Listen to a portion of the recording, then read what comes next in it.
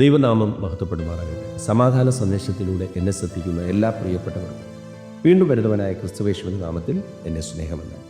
2 തെസ്സലോനിക്ക ലേഖനം 3-ാം അധ്യായം അതിൻ്റെ 13 മുതലുള്ള ഭാഗങ്ങളിൽ, നിങ്ങളോ സഹോദരന്മാരെ നന്മ ചെയ്യുന്നതിൽ തളർന്നു പോകരുത്. വചനം പറയുകയാണ്, നന്മ ചെയ്യുന്നതിൽ തളർന്നു പോകരുത് എന്ന് വെച്ചാൽ, നമ്മുടെ ജീവിതത്തിനകത്ത് നമ്മൾ നന്മ ചെയ്തിട്ട് നമ്മൾ ചെയ്യുന്ന നന്മയ്ക്ക് ഉള്ള പ്രതിഫലം എനിക്ക് കിട്ടിയില്ല, അല്ലെങ്കിൽ നന്മ ചെയ്തിട്ടും അവർക്ക് എന്നോട് അങ്ങനെ വലിയ പ്രിയമൊന്നുമില്ല, അങ്ങനെ വന്ന് ക്ഷീണിക്കുന്നവരെ നമുക്ക് കാണാൻ പറ്റും. പക്ഷെ വചനം പറയുകയാണ്, നിനക്ക് ഇങ്ങോട്ട് എന്തെങ്കിലും കിട്ടുമെന്ന് വിചാരിച്ചല്ല ചെയ്യേണ്ടത്, നീ നന്മ ചെയ്തുകൊണ്ടേയിരിക്കണം. അവരെന്തോ ആയിക്കൊള്ളട്ടെ, നീ അവിടെ തളർന്നു പോകരുത്. അടുത്ത വാക്യം പറയുന്നു, ഈ ലേഖനത്തിലുള്ള ഞങ്ങളുടെ വാക്കനുസരിക്കാത്തവൻ നാണിക്കേണ്ടതിന് അവനോടുള്ള സംസർഗം വിട്ട് അവനെ വേർതിരിപ്പിൻ. അപ്പോസ്തലൻ പറയുന്നു, ഈ തെസ്സലോനിക്ക സഭയ്ക്ക് എഴുതിയ ഈ 2-ാമത്തെ ലേഖനം അനുസരിക്കാത്ത ആരെങ്കിലും നിങ്ങളുടെ കൂടെ ഉണ്ടെങ്കിൽ അവൻ നാണം കെടേണ്ടതിന് അവനോടുള്ള സംസർഗത്തെ വിടണം.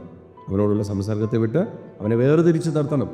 പരിശുദ്ധാത്മാവ് പൗലോസ് സഭയോട് പറയുകയാണ്, ഈ ലേഖനം ഇത്രത്തോളം വ്യക്തമായിട്ട് പറഞ്ഞിട്ടും, ഇങ്ങനെയൊക്കെ ജീവിക്കണമെന്ന് പറഞ്ഞിട്ടും അതനുസരിക്കാതെ നിൽക്കുന്നതിനോട് നീ സംസർഗരുത്.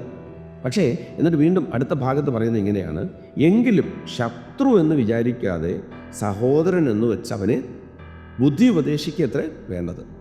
അവനെ മാറ്റി നിർത്തണം. പക്ഷേ അവനെ ശത്രു എന്ന് വിചാരിച്ച് അവനെ എന്ത് ചെയ്യരുത്, പുറത്തെടുത്ത് കളയരുത്. അവനെ വിദൂരത്ത് നിർത്തി അവനൊന്ന് നാണം വരത്തുന്ന നിലയിൽ, അല്ലെങ്കിൽ അവന് തന്നെ ഒരു പ്രയാസം തോന്നത്തക്ക നിലയിൽ എനിക്ക് മടങ്ങി വരണം, ഒരു മാനസാന്തരം വേണം.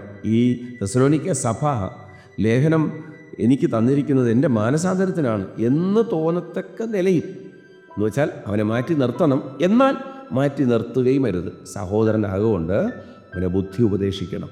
ഈ സന്ദേശം കേൾക്കുമ്പോൾ നമ്മൾ ഇങ്ങനെയുള്ള ആരെങ്കിലും കാണുന്നുണ്ടെങ്കിൽ അവരെ നമ്മളൊന്ന് ബുദ്ധി ഉപദേശിച്ച് അവരെ നേർവഴിക്ക് നടത്താൻ വചനം പറഞ്ഞിട്ട്, നമ്മുടെ വ്യക്തിപരമായ അഭിപ്രായവുമായിട്ട് ചിലപ്പോൾ അവരുടെ അടുക്കലേക്ക് ചെന്നാൽ അവർ നമ്മളെ അക്സെപ്റ്റ് ചെയ്തെന്ന് വരത്തില്ല. എന്നാൽ പറയണം, തെസ്സലോനിക്ക സഭയിൽ അപ്പോസ്തലൻ സഭയ്ക്ക് ലേഖനം കൈമാറിയപ്പോൾ പരിശുദ്ധാത്മാവ് സംസാരിച്ചു. എങ്ങനെ?